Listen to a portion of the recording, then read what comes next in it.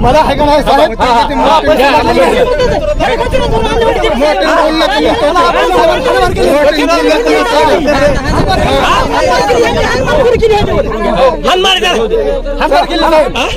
थांबा एक पण शांत होता मला पैसे नाही दिले ती मी आता इथं फाशी घ्यायला चला हो चला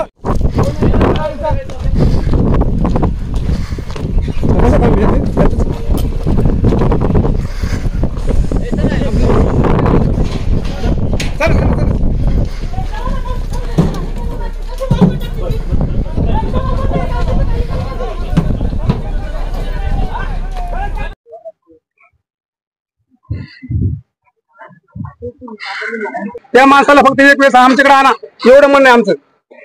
तसं तुम्ही एक तक्रार अर्ज देणार होता एसडीएम कडे कलेक्टर मॅडम की असं त्या माणसानं ठरवलं होतं तो आता माणूस आमच्या समोर येत नाही म्हणून फोनच उचलीत नाही असा प्रॉब्लेम आहे. चौथी तार वाढताना तुमचे सगळे पैसे देऊ बोलले आणि ती साहेब डायरेक्ट गायब झाले तर फोन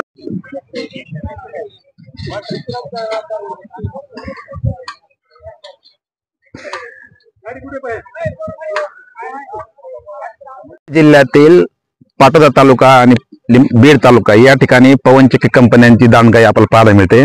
पोलीस प्रशासनाच्या मदतीनं शेतकऱ्यावर अन्याय करणं जर पाहिलं आपण पाटोदा तालुक्यातील आज पाचेगाव या ठिकाणचे शेतकरी जमा झालेले आहेत.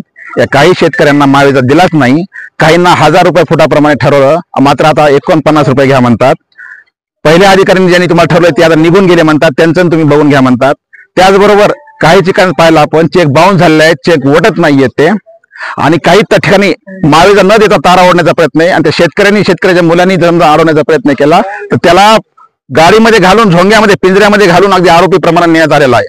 एकंदरीत पाहिलं तर या ठिकाणी पोलीस प्रशासन हे केवळ आम्हाला सशुल्क संरक्षण देण्याचं कारण सांगून जिल्हाधिकारी असतील किंवा पोलीस अधीक्षक असतील हे पवनचक्की कंपन्यांचे बाहुले झालेले आहेत. आज या बीड जिल्ह्यामध्ये शेतकऱ्यावर कुणीही वाली नाहीये. पवनचक्की कंपन्या दांडगाई करतात.